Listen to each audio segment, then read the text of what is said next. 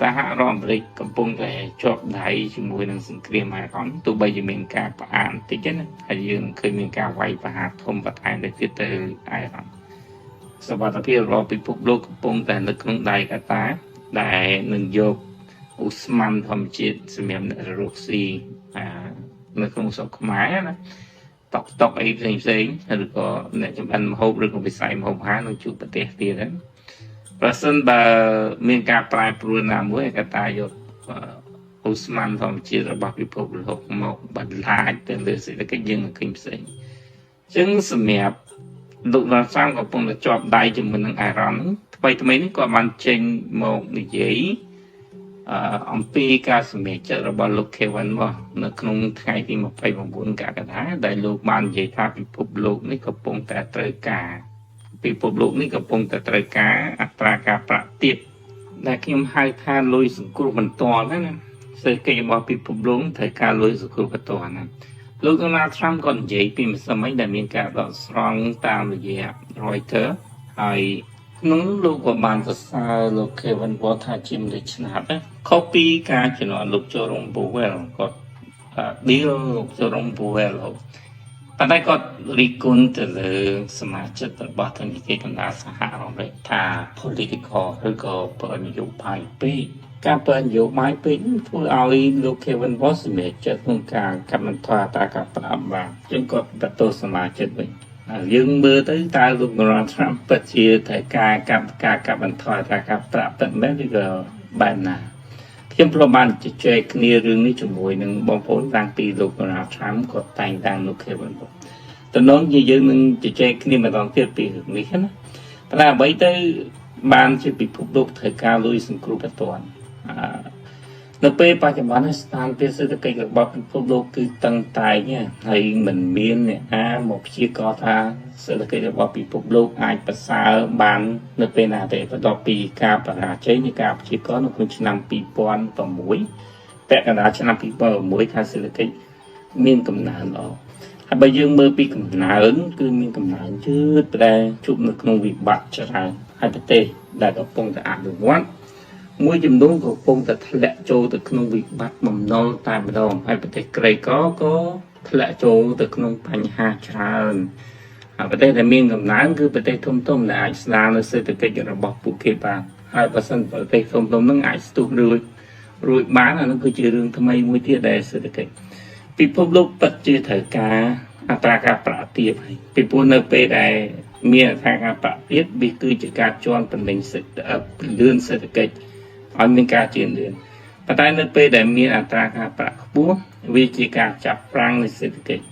នៅពេលដែលមានអត្រាការប្រាក់ទាបគោលនយោបាយរបស់សហរដ្ឋអាមេរិកកាត់បន្ថយអត្រាប្រាក់មកទៀត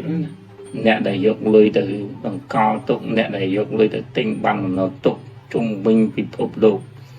នឹងចាប់ផ្ដើមយកលុយរបស់ខ្លួនបង្វែរចូលទៅក្នុងមូលធនណាមួយផ្សេងទៀតដែលធ្វើឲ្យលុយវាខ្ចាក់ខ្ចាយវាលែងរត់ម្ដងនឹងរឿងទី1ទី2គោលនយោបាយរបស់ធនាគារជុំវិញពិភពលោកនឹងស្របតាមគោលនយោបាយរបស់សហរដ្ឋអាមេរិកពីព្រោះលុយដុល្លារមានឥទ្ធិពលជុំវិញពិភពលោក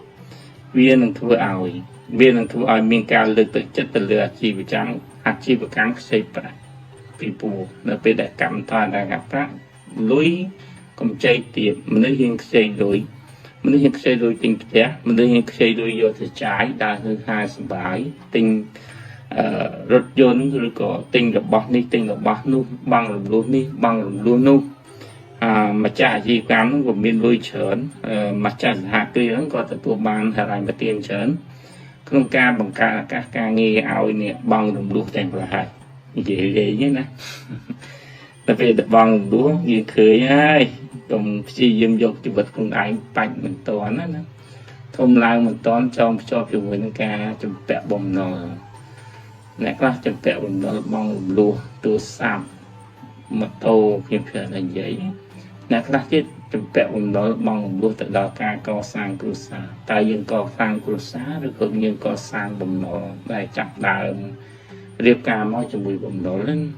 ការជជែកគ្នាជាមួយឪពុកម្ដាយជាមួយនឹងទូអង្គស្រីហ្នឹងគឺសម័យនេះគឺបើចំហខ្លាំងហើយសម័យមុនអញ្ចឹងណាមិនខ្វះទេដែលគេ អត់លុយទៅការគេប្រាប់និយាយត្រង់គេការតាមលទ្ធភាពនេះទៅ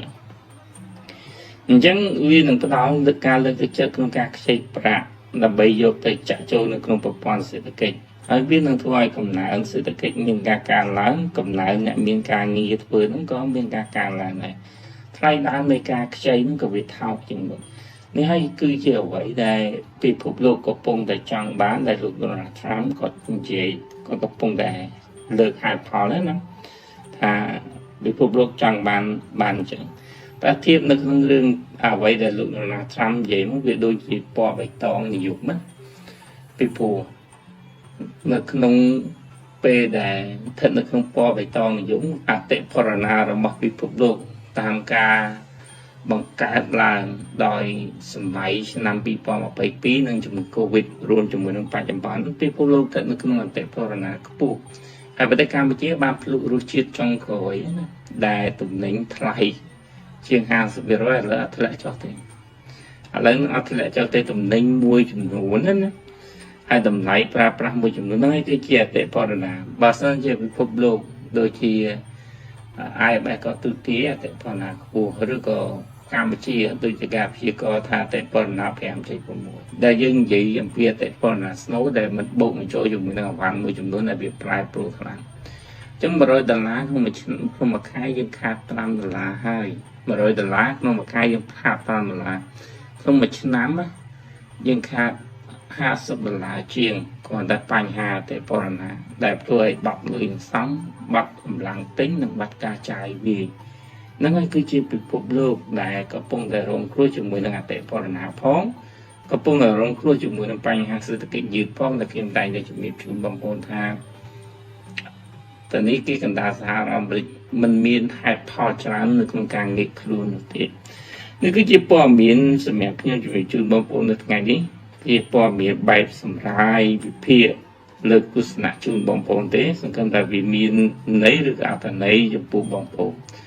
សហរដ្ឋអាមេរិកកំពុងតែជាប់ដៃជាមួយនឹងសង្គ្រាមអ៊ីរ៉ង់ទោះបីជាមានការផ្អាកបន្តិចណាហើយយើងនឹងឃើញមានការវាយប្រហារធំបន្ថែមទៀតទៅអ៊ីរ៉ង់សវត្ថិភាពរបស់ពិភពលោកកំពុងតែនៅក្នុងដៃកតាដែលនឹងយកឧស្ម័នធម្មជាតិសម្រាប់អ្នករកស៊ីនៅក្នុងស្រុកខ្មែរណាតុកអីផ្សេងឬក៏អ្នកចម្អិនម្ហូបឬក៏វិស័យម្ហូបអាហារនឹងជួបប្រទេសទៀតហ្នឹងប្រសិនបើមានការប្រែប្រួលណាមួយឯកតាយកឧស្ម័នធម្មជាតិរបស់ពិភពលោកមកបន្លាចទៅលើសេដ្ឋកិច្ចយើងនឹងឃើញផ្សេងអញ្ចឹងសម្រាប់លោករដ្ឋសាស្ត្រកំពុងតែជាប់ដៃជាមួយនឹងអ៊ីរ៉ង់ថ្មីនេះគាត់បានចេញមកនិយាយ